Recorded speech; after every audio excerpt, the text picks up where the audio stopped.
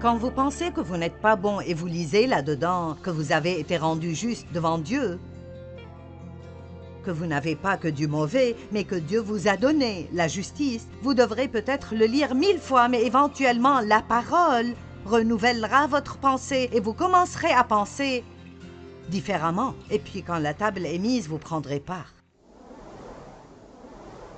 Père, nous te remercions pour la parole aujourd'hui. Et nous apprécions tellement toute personne que tu as amenée pour que nous puissions tous être ensemble aujourd'hui. Et je prie que leur vie soit impactée par la parole de Dieu pour que je puisse dire seulement ce que tu veux que je dise et pour qu'ils soient très attentifs et écoutent et reçoivent spécifiquement ce que tu as pour chacune de leur vie. Au nom de Jésus. Amen. Psaume 23. Le Seigneur est mon berger.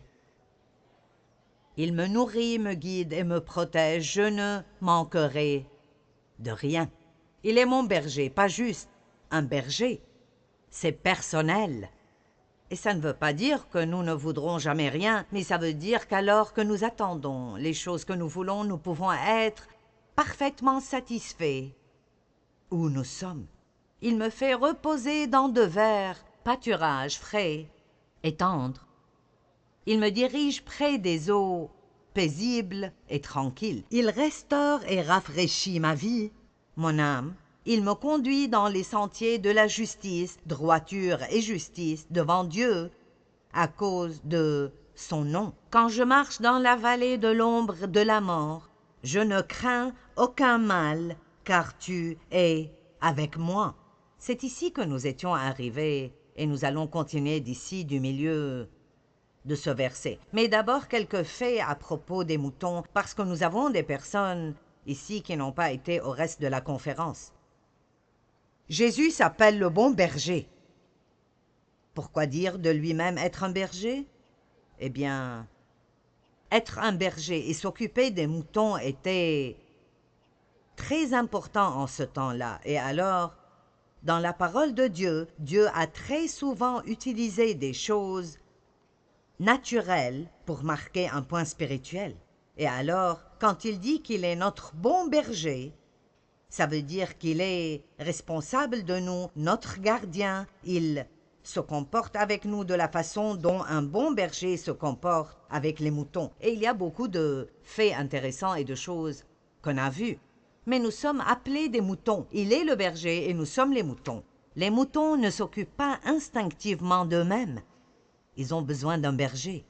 Ils ont besoin d'attention constante et de précaution. Ils sont sujets à des maladies et des parasites qui représentent le péché, l'échec et la faiblesse. Ils sont très peureux. Un seul lapin peut faire fuir tout un troupeau de moutons. On dit que les moutons ne sont pas très brillants. En fait, si vous lisez le livre sur les moutons que j'ai lu, il dit qu'ils sont stupides. Ils sont têtus. Les moutons sont marqués à l'oreille par ce qu'on appelle un couteau de marquage. Et donc le berger coupe une marque sur leur oreille, un certain type de marque, qui était unique pour chaque berger, j'en suis sûre, et elle signifie « ce mouton m'appartient ». Et j'aime penser au fait que nous sommes marqués et que nous sommes scellés par le Saint-Esprit. Donc, dans le monde spirituel, tout comme si l'un de ces moutons se promenait et allait dans un autre pâturage, le berger pouvait venir et reprendre possession de ce mouton. Nous aussi sommes marqués par l'Esprit Saint et cela laisse le diable savoir que nous ne lui appartenons pas et qu'il n'a pas de vraie autorité sur nos vies. Amen. Maintenant, ce couteau de marquage peut être un peu déconcertant pour les gens, mais il y a une analogie spirituelle. La Bible nous dit que nous devons laisser Dieu nous aider à mourir à nous-mêmes et tuer différentes régions de la chair qui nous font du mal et qui nous arrêtent d'être tout ce que Dieu veut que nous soyons. Les moutons sont têtus. Certains aiment beaucoup s'échapper du troupeau. Ils vont toujours dans d'autres pâturages et ont besoin d'être ramenés. J'ai une petite chienne, elle aura 10 mois dans 2 semaines. Son nom est Jasmine. Et elle est un petit maltipou noir et blanc. Et c'est une bonne petite chienne très douce, mais elle ne vient pas à moi quand je l'appelle, sauf si j'ai une gâterie. Alors, à cause de cela, elle a seulement des privilèges de cuisine, c'est-à-dire qu'elle ne peut pas courir partout dans la maison, sauf si je suis avec elle et je la prends à une autre chambre. Mais en général, la cuisine doit être son seul domaine, simplement parce qu'elle ne fait pas ce que je lui dis de faire. Je me demande combien d'entre nous ne viennent vers Dieu que s'il y a une certaine gâterie.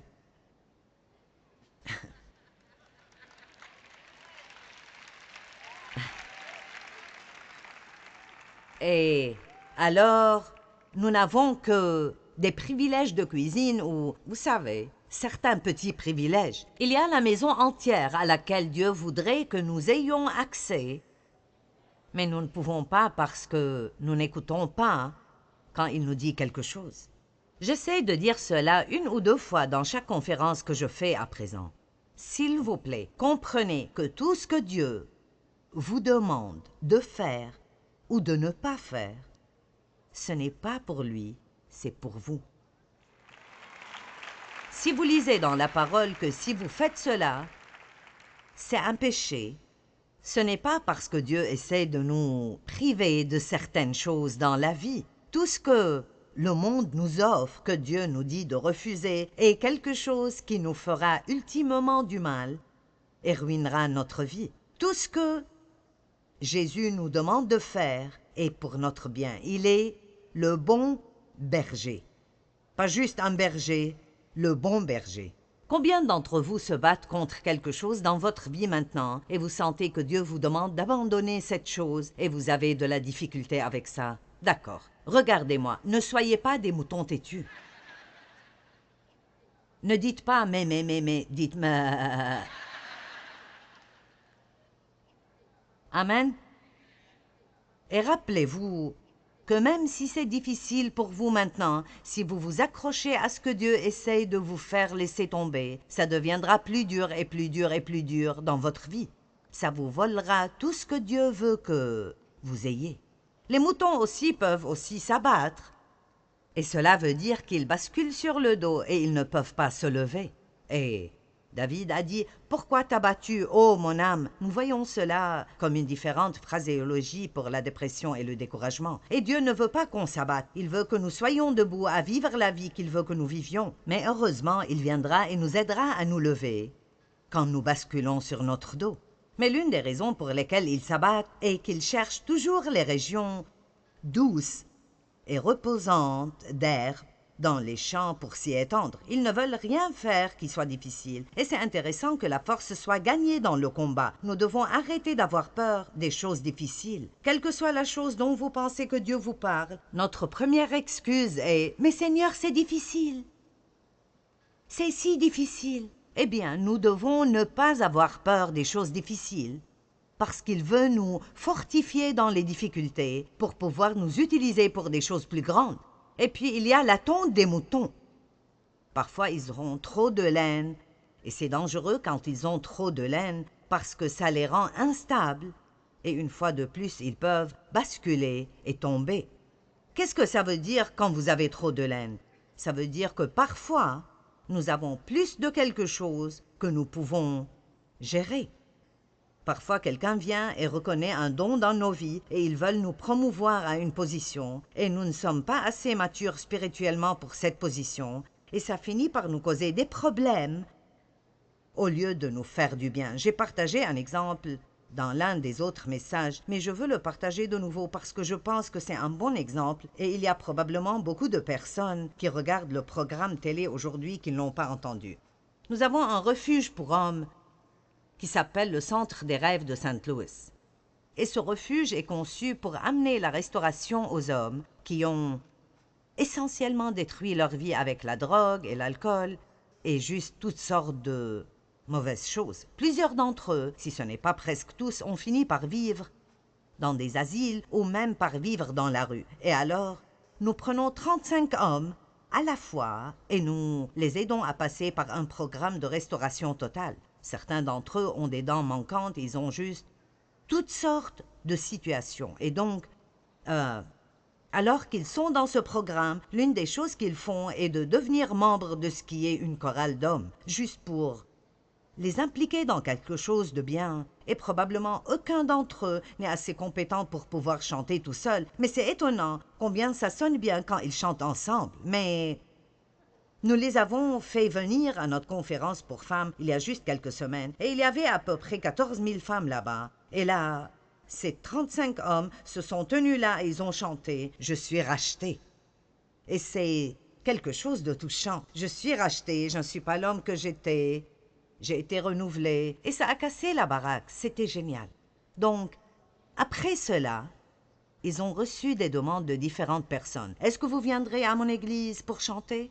Et alors, les gens qui m'en ont parlé ont dit « Oh oui, c'est vraiment bien !» Et même quand j'ai dit à la foule l'autre nuit, tout le monde a dit « Ouais, c'est génial !» Et puis j'ai dit « Je ne les laisserai pas y aller. » Ils m'ont regardé en disant « Eh bien, pourquoi ?» Parce qu'ils ne sont pas prêts pour cela. Ils n'ont pas besoin d'être promus à une plateforme. Ce dont ils ont besoin est de rendre leur vie juste devant Dieu, d'obtenir la stabilité, de se débarrasser de toute la mauvaise influence qu'ils ont eue dans leur vie. Et alors, je ne serais pas une très bonne bergère si je leur donnais trop de laine. Et je sais que tout à coup, ils tomberont quelque part et se fourreront dans le même pétrin où ils étaient auparavant. Alors ne soyez pas surpris quand vous pensez que Dieu ferme des portes qui vous ont été ouvertes et par lesquelles vous voulez passer. Restez toujours dans le moment choisi par Dieu. Dans Jean chapitre 15, il parle de l'élagage. Il dit qu'il est la vigne, que nous sommes les branches et qu'il taille les régions mortes de notre vie. Et ceci est vraiment en quelque sorte la même chose que le processus de tonte des moutons. Il nous garde toujours dans un endroit où nous pouvons porter le plus de fruits, pas là où nous pouvons recevoir le plus d'attention dans le monde. Allez, donnez gloire à Dieu. Bon. Alors maintenant, nous allons lire le reste du psaume 23 et puis nous allons commencer. Ta houlette et ton bâton me guident et me rassurent. Maintenant, je ne connais pas beaucoup de gens qui sont très intéressés à la houlette et au bâton. Tu dresses devant moi une table en face de mes adversaires. Tu oins d'huile ma tête et ma coupe déborde. Oui, le bonheur et la grâce m'accompagneront tous les jours de ma vie, comme l'amour fidèle, et j'habiterai dans la maison de l'Éternel pour toujours. Maintenant, la houlette et le bâton, voici à quoi ils ressemblent.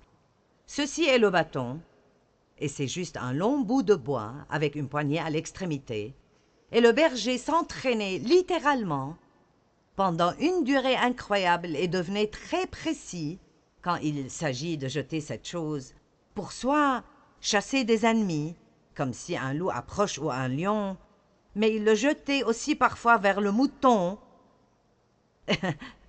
si celui-ci s'éloignait, s'attirait des ennuis ou faisait quelque chose. Il ne le faisait jamais pour aucune autre raison que de les garder en sécurité. Et très souvent, quand quelque chose nous fait mal dans la vie, nous ne comprenons pas pourquoi Dieu ne nous délivre pas de tout ce qui est inconfortable. Écoutez, même quelque chose qui nous fait temporairement mal peut ultimement finir par être très bon pour nous et nous devons croire que Dieu, en ces moments, tient notre intérêt à cœur et ça finira toujours par être bien. J'ai écrit dans mes notes, même un nom de Dieu est une bonne chose. Ce n'est pas toujours bien d'entendre oui de Dieu et alors, ceci est le bâton. Et ceci, vous avez vu des images de bergers, je veux dire, ils marchaient avec ceci tout le temps. Eh bien, ils ne le portaient pas pour eux-mêmes, ce n'était pas vraiment une canne. Ils l'utilisaient pour ramener des moutons rebelles. Ils sortaient, le mettaient autour du cou et les ramenaient. Donc, j'ai amené un mouton ce matin.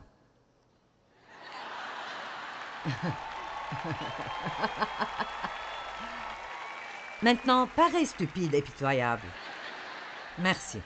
Maintenant, disons donc simplement que ce mouton berger ici, ce qui est un oxymoron, mais le mouton Mike erre.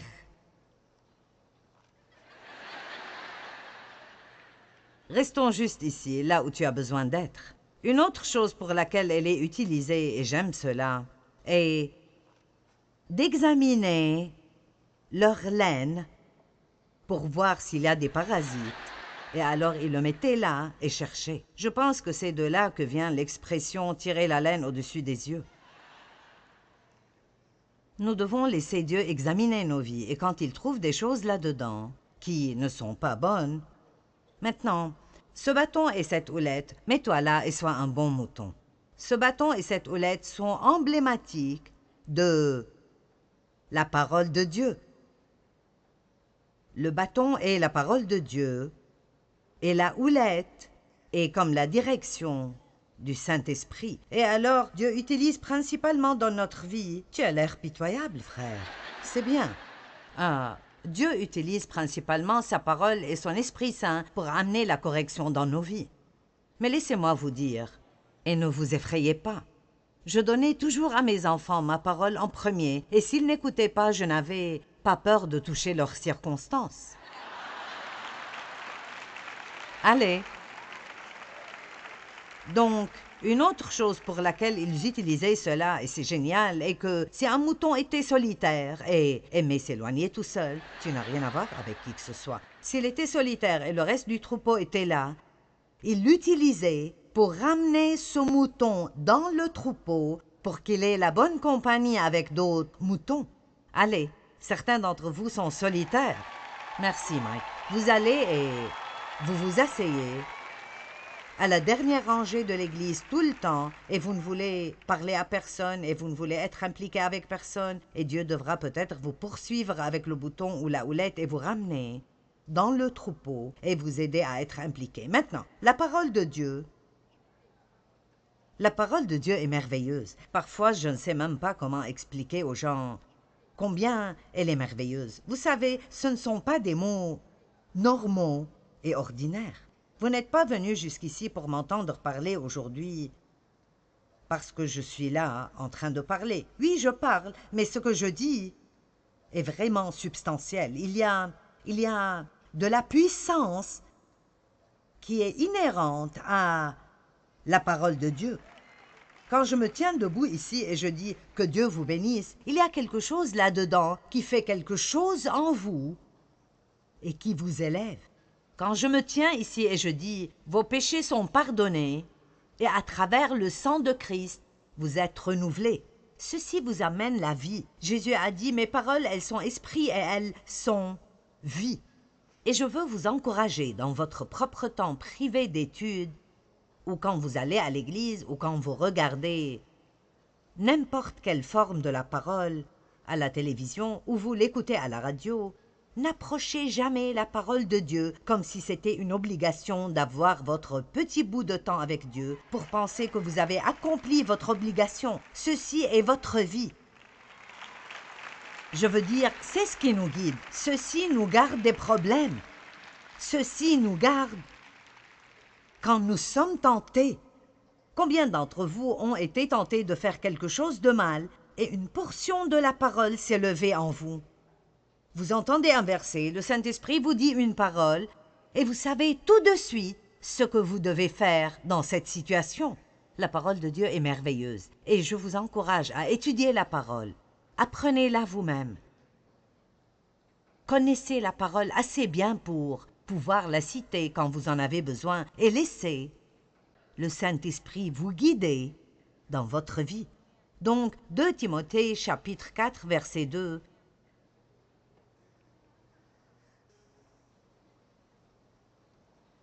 Vous savez, nous avons, en quelque sorte, cette chose qui se propage dans certains cercles. Et je n'aimerais pas me tenir devant Dieu et faire un compte-rendu du don qu'il m'a donné si je ne corrigeais jamais personne avec la parole, ou si je ne lui disais jamais ce qu'il ne voudrait pas entendre. Et très souvent, nous faisons cela parce que nous avons peur de perdre les gens si nous leur disons la vérité. Eh bien, l'essentiel est que mon travail est de servir Dieu. J'espère que vous m'aimez, mais j'essaie de vous sauver la vie. Vous savez,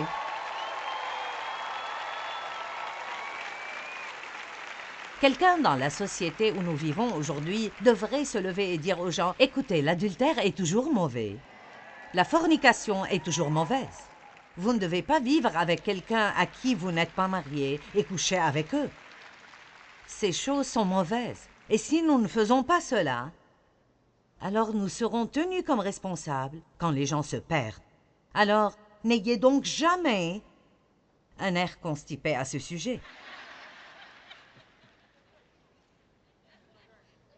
Parce que si un prédicateur dit quelque chose qui confronte une région de péché dans votre vie, ne vous énervez pas contre quelqu'un parce qu'il vous dit la vérité juste parce que vous ne voulez pas l'entendre.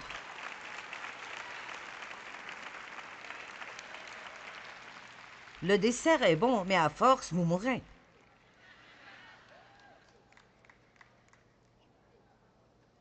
« 2 Timothée 4,2 Va et prêche la parole. » C'était là l'instruction de Paul à Timothée. Va et prêche la parole. Et insiste toujours, sois présent, sois disponible et prêt en toute occasion, qu'elle soit favorable ou non, que ce soit opportun ou inopportun, que ce soit désirable ou indésirable, en tant que prêcheur de la parole, tu dois montrer aux gens en quel point leurs vies sont mauvaises. Établis leur culpabilité, réprimande et corrige, censure et exhorte, encourage. Cela en fait partie. Ce n'est pas que nous ne voulons pas être encouragés. Sois inlassable et inépuisable en patience et en instruction. Donc la parole de Dieu ne sera pas toujours juste quelque chose qui vous fait vous sentir bien. Parfois, Dieu jettera toute une section de la parole vers vous qui parle d'une certaine région dans votre vie et qui vous dérange vraiment à ce moment. Mais ne vous énervez pas contre le messager. Apprenez juste qu'il est un bon berger qui essaie juste de vous garder des problèmes plus tard. Maintenant, nous avons besoin de discipline. La Bible dit que si Dieu ne nous disciplinait pas et ne nous châtiait pas, il ne nous aimerait pas. Et comme je l'ai dit, il essaye d'utiliser sa parole d'abord. Mon fils m'a dit un jour, et j'aime cela, mon fils aîné a dit « Je dois honnêtement admettre qu'à chaque fois que j'ai dû être appelé, il travaille pour nous. À chaque fois que j'ai dû être appelé et j'ai vraiment été corrigé par toi et papa pour quelque chose. Maintenant, écoutez cela. Il a dit « Pour être honnête, je peux vous dire que l'Esprit Saint a déjà essayé de me dire cela 3 ou 4 fois et je ne l'écoutais pas. » Donc voici l'essentiel. Dieu voudrait garder vos problèmes entre lui et vous. Il préférerait vous corriger en privé et que vous le laissiez s'occuper de vous sans que personne d'autre ne sache jamais que vous étiez un mouton rebelle. Mais laissez-moi vous dire, si vous ne vous couchez pas dans les pâturages verts, il vous fera vous coucher dans des pâturages verts. Et si vous ne recevez pas la parole, il vous aime assez qu'il va se mêler de vos circonstances. Eh bien aimé, quand Dieu met son pied dans quelque chose et dit « Non, cela ne marchera pas », alors vous feriez mieux de découvrir cela et vous retourner pour aller dans une nouvelle direction. Amen. Je me moque de combien ma chienne veut sortir de cette cuisine et courir dans la maison avant d'apprendre à venir chez moi avec ou sans gâterie. Elle ne sortira pas.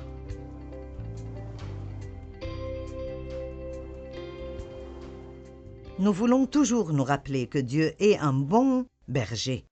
Et même si des choses sont peut-être arrivées dans votre vie et elles ne semblaient pas être bonnes, Dieu est toujours bon.